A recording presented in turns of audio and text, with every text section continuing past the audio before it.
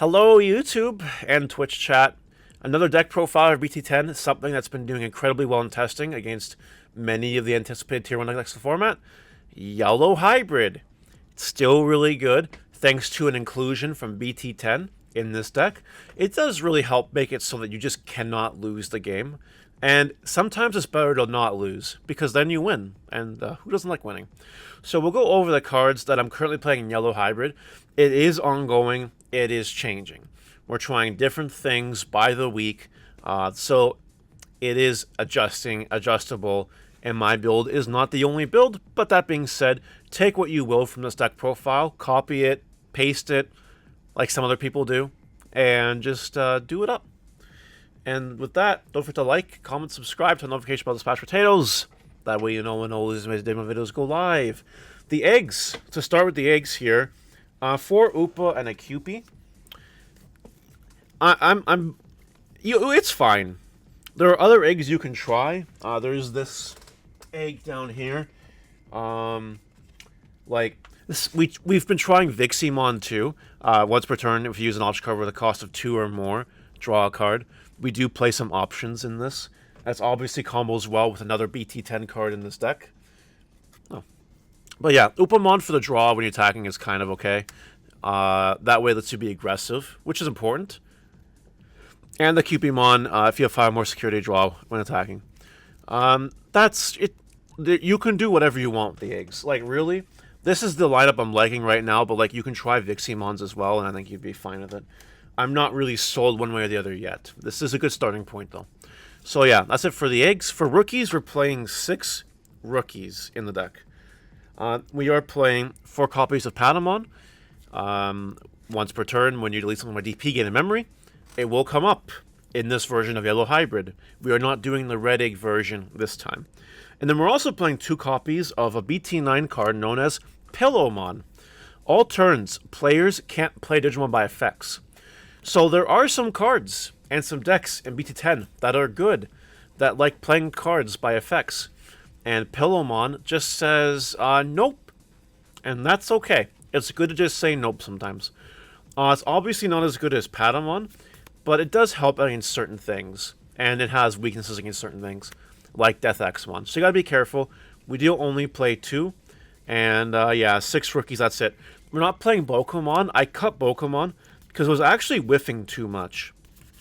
I don't know what was causing it to whiff so much lately. I could just be having bad luck, but I would never get a hybrid, or I'd only get a hybrid, or sometimes miss completely. I don't see how that's possible or likely. So that is that. 6 rookies, I think that's all you need. Bokomon is a little bit slow anyway, because you can Boko one turn, then Cross can just kill you. So, like, it's probably fine the way it is. Yeah. Moving right along to the champions, we are playing 4 copies of Rapidmon. This is the build we're going with right now. It has armor break and evolves for 4 on our Patamons, which are fine, whatever. When Digivolving, suspend something for each of your Tamers, and then 3 things get minus 5,000, which is cool. That's how that works. It also has armor purge, so if it dies, you get the Patamon back, or the Pillowmon back, I guess. Rapidmon is really good at clearing wide boards. And there are some wider board decks in the format. There's also more blockers. Rapidmon can suspend blockers so that you can go in and like do some damage. Or kill them. So Rapidmon, liking what the Rapidmons are doing in this format right now, could be removed, obviously, if we're playing like a red version of Yellow Hybrid, but Rapidmon is great. And of course, we're playing the 8 Yellow Hybrids, typical standard stuff, nothing crazy. 4 Yellow Lobo, and 4 Maker Security Bigger Lobo. That's all it is. 12 champions is all we need. Nothing else required here. Moving along. 1 Jet Sylphimon, because unfortunately, Bandai hates this card. And it's at 1. So, rip Jet Sylphimon. Now, you guys may have noticed, if you look at BT10 deck list for Yellow Hybrid, they were playing 4 Jet Sylphies. So if we obviously don't replace those Jet Sylphies, we're only playing 1 level 5, which is a mistake. So as of currently, this Yellow Hybrid deck is playing 3 copies of this Rise Greymon. It's the Rise Greymon that on evolution plays a Tamer from your hand, a Yellow Tamer. It doesn't trigger the on-play, unfortunately, so don't use it with like TK or Zoe or something, but use it with anything else. And then you also get security plus 1 if you have 3 more Tamers, which you will. and you will be attacking with big bodies, so the inheritable security damage actually comes up. That's huge. So we are playing just these 4 level 4s in the deck right now, and I have no issues with it. If you're playing the red version of the deck, or you want to play more aggressive cards, you can play things like Rise Greymon, red one, red yellow one, but, you know, it's okay. Not a big deal. I like this, it's just fine. Cool stuff. For the only level 6 we're playing in this deck, we are playing the only BT10 card in this deck, 3 copies of Sakuyamon Broken Mode. Now, she is a maid, but she's a broken maid. And before we talk about Venusmon in chat, no. Nope. Just no. Nope. Nope. Venusmon, too easy to out, too easy to deal with, doesn't do anything. Sakuyamon Broken Mode, however, does do things. So it costs a 3 to evolve, which is fine. Sakuyamon, let me read this card to you guys. It's very important that you understand what this card does. You may use an option with plug-in or a yellow option, memory cost of 5 or more, from your hand, ignoring color requirements and playing at the lowest memory cost. Then, after you use the option card, instead of trashing it, put it on top of your security. It's so stupid. It's literally so dumb. The second effect doesn't matter, because we're not playing a Sakuyamon deck. But this card literally lets you play one of your yellow options and then put it on top of security for more abuse later on. And there are 2 options we definitely abuse with this card. So we are playing 3 copies of Sakuya main mode. Perfectly fine. Nothing else is required. Card's broken. Next, for our level 7s, we're playing 1 copy of Susanumon, because recycling 10 hybrids and tamers, not super hard. Security +2, and when Digimon pops something, is very strong.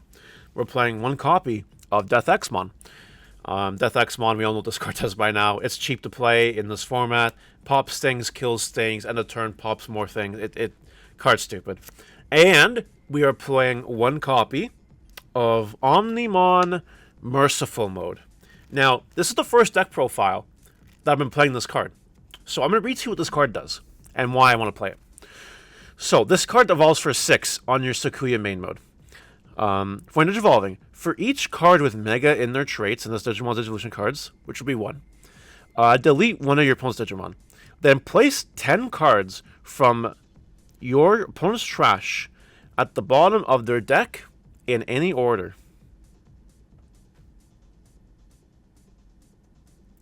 And then start your turn. Start your turn. Trash the top card of this Digimon, which is this. If you do, trash top card of your opponent's security stack. This card single-handedly breaks anything that requires the trash in BT10, which is more than your average deck in BT9. That's why Merciful Mode saw little to no play in BT9. It will see a lot more play in BT10. It just will. It's as simple as that. Without going too much into crazy theory, a lot of decks need cards in their graveyards, and on Merciful Mode just says, nope, thanks, though. Have a nice day. And that's it. It's literally that easy. So the 1 copy of Merciful Mode. I'm not super hit, super miss. It does do really good work against certain matchups, but I do find that those matchups are winnable without Merciful Mode. But Merciful Mode is an auto-win against those matchups. And it also just doesn't do things against certain matchups. So it's kind of whatever. But it is a good card. I think try 1 of it. People in Japan were doing it for a reason, right? Whether it puts Sistermons back at the bottom of the deck, or option cards back at the bottom of the deck, could hurt certain decks. Am I right? So there you go. That's our level 7 lineup. 1 of each. I like all 3 cards. And we'll move on to the Tamers. The Tamers here, we're playing 15. Yep. We're playing 4 copies of TK because it's a memory tamer and adds a card from your security to your hand when you play it. So that card's pretty broken. We're playing 4 copies of Cody. You guys remember original Yellow Hybrid BT8 when you played 4 Cody? Because you played things like Promote Patamon, go to 4, and then Rapidmon, not pass the turnover. Or like Cody helps you with memory. It also helps you with -2000 when you attack with a dual color Digimon, which will be Rapidmon. Or, funny enough, Death Exmon. So Cody's kind of cool. We play 4 copies of it. We play 4 copies of Tai and Kari for reasons you'll find out very, very soon, because of a particular broken option card that you'll see very soon. And if you have 3 or fewer security, gain a memory. If your opponent does gain a memory, and then makes your opponent's security minus 2,000, which is strong. We play 4 copies of it because our game plan is to try to sit at 3 memory, or get your opponent at 3 memory really easily, and then just gain extra memory.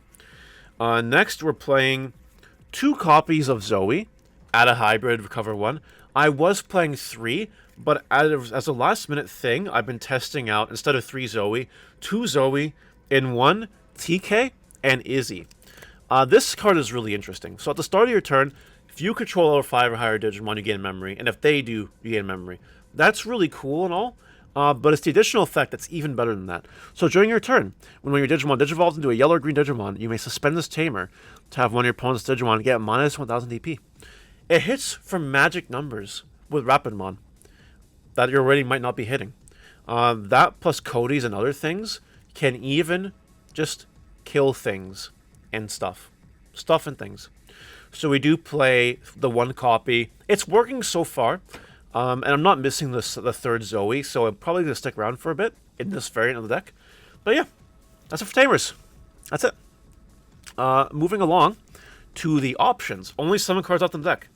Some of you are going to be really happy and really sad at the same time. We're playing 4 copies of Sunrise busting all over your opponent's face, because that's exactly what this card does. Play a Tamer and blow something up, basically. Really good card. If you do it with Maid Mode, it's obviously a lot better. We're playing 2 copies of my favorite card in Digimon, almost, Holy Flame, for the, if you flip me in security, you can't win this turn. That's it. And with Main Mode, obviously works a lot better. And then the final card in the deck is Reinforced Memory Boost. I'm not playing Crimson Blaze.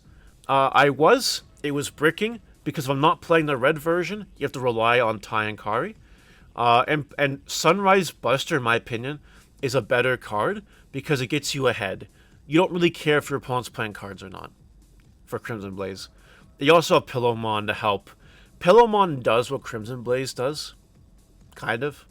So that's okay. That's it for the deck profile, though. This is my current iteration of Yellow Hybrid. The other version of Yellow Hybrids are working really well, too. Yellow Hybrid's definitely a contender for BT10, so watch out for it. Try it out, see if you like it. And let me know what you think in the comments.